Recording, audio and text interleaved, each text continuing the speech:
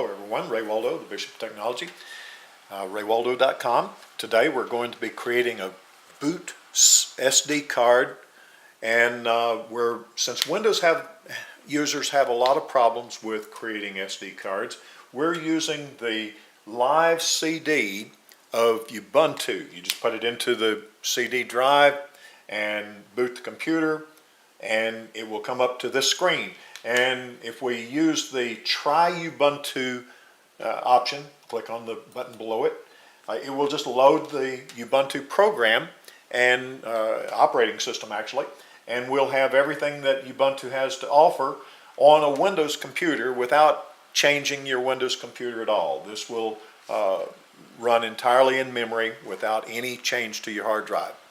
Okay, so it's coming up, and when it comes up, we will have the Ubuntu operating system. Now I have here an SD card. This is a SanDisk 8 gig class 4. Class 4 is the speed, and that's a good speed. 4 and 6 are good speeds. The class 10 is sometimes a little bit too fast. Class 2 is too slow. So this is now you can use the little adapter that comes with it, but I prefer these little USB adapters. They seem to be a little bit better at creating SD cards and working. So what we're going to do is put the chip into the adapter, and then we're going to put the adapter into the USB port on the computer. And if I can find the hole there, there we go. Okay. And when we insert it, Ubuntu will automatically find the drive and mount it, that's the term that's used, and show us what's on that card. Now there are already some files there, and one of those files is what we actually want to use. There are a couple of files that I create and put on mine, and that are good. This one is for internal ClockWorkMod, and this is for external chip that we're going to be using today. So it's moving these, oh, that's the wrong one. This is the one we want over here. And moving it to, we don't want that one. The ClockWorkMod, did I get it? This is the one we want right here. Just drag it over. Oh, it's okay, it's got one. So we just skip that. All right, so that's all we really need to know about that card. Now here's the file that we really want to use right here, this device. And so we just right click on that file, and we want to extract here. And it made us a folder. This is the folder that we're going to use. We open that folder, and inside there are the files that we're going to use later. There's one ClockWorkMod folder plus 4 other files, and we're going to use those. So none of the rest of this is going to be important to us. Now, the next thing we want to do is go up here to the very top to the dash home icon. Click on that, and it gives you an option to type in something, and we're going to type in GP, which allows us to look for applications, and this is the Gparted application. We just click on that icon, and all the other goes away, and Gparted will come up.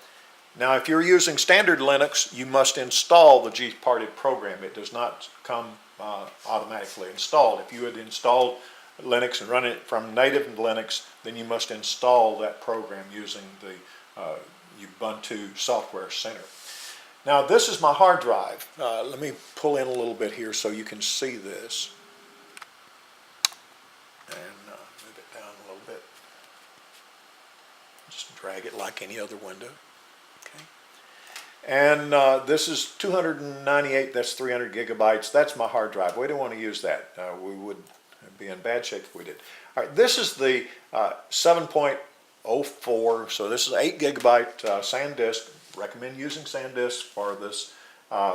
And so although we have some files on there, we're just going to assume that that's all bad stuff, and we're going to erase it. So we right click on it and unmount it to begin with. the first thing you have to do is unmount it, which means to safely remove it, but we're not going to remove it. It's just there, but Ubuntu doesn't actually have it loaded to be able to draw on it and see what's in there. So once it's unmounted, there's a little thing that runs along the bottom here. I'll show you in a moment when something else that's already finished. Okay, so what we're going to do now is right-click on the existing partition, and this is changing all the partitions on this 7 gigabyte SD card. So we want to delete that partition. Okay, and so immediately it turns into unallocated space up here at the top. Okay, so we go down here and right-click again and type and click on New, and we're going to create a new partition. This is going to repartition the device, and everything here is fine except that we want to use the FAT32 file system. And we just add that. And now there's not much else you can do at this point except, now we could have labeled it, there was a place for a label, but we want to go up here and click on the Apply button, get that done. So we're going to make this new and then apply. And we're going to make this new partition that's FAT32, and then we can do something with it. It's a new partition. It's going to reformat the disk. This is the same that you would do if you just wanted to clean the disk up. This is exactly the same process. If you just want to just clean this disk. And once it's finished, you just type close, or click on close. And again, you've got the little thing running at the bottom here telling us that there's something going on.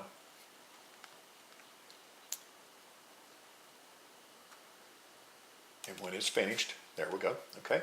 Now we right click here again. This time we want to manage flags. We're going to set 2 flags, the boot flag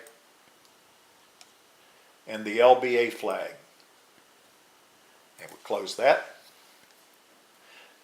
Now since we didn't set a label before, we can go ahead and set a label if we want to. Otherwise it's just going to call it the 7.40 gig. Okay, once it's finished, we right click and label, and we can set a label, and we're just going to call it boot. Okay. Okay. And of course, once you do something and the green flag, the green check mark comes up, you've got to click on the green check mark and apply it. Okay, and that's done. Close.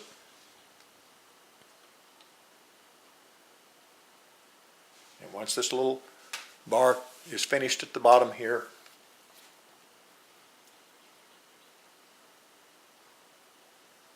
pops up again and shows us. Now we're just going to close that with the X.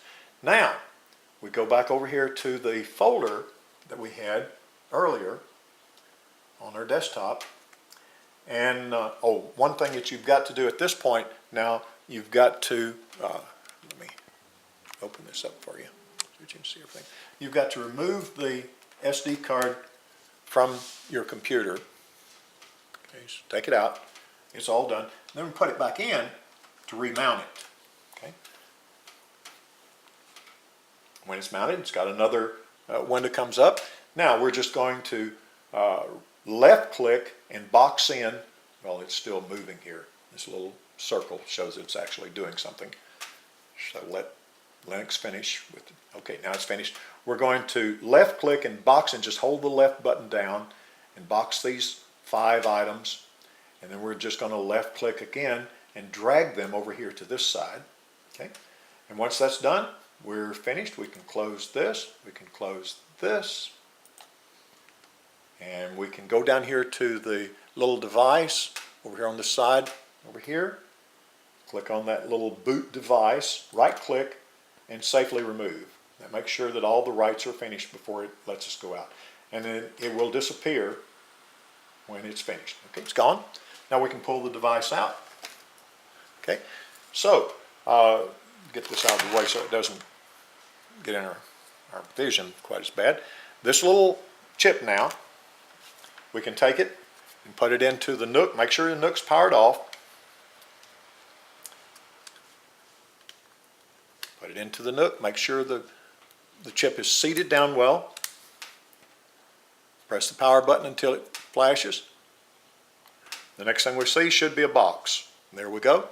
Now the box says that we're actually booting off of this device, and the next thing that we'll see will be the menu for ClockWorkMod.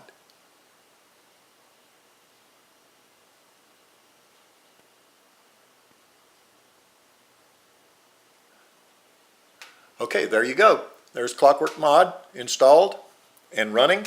This will allow us to make backups to my Nook, or to restore from my Nook, or install new software. This is what you need to root the device. All kinds of things can happen once you have this bootable SD with ClockWorkMod installed on it.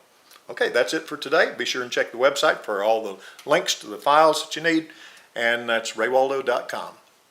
Good day.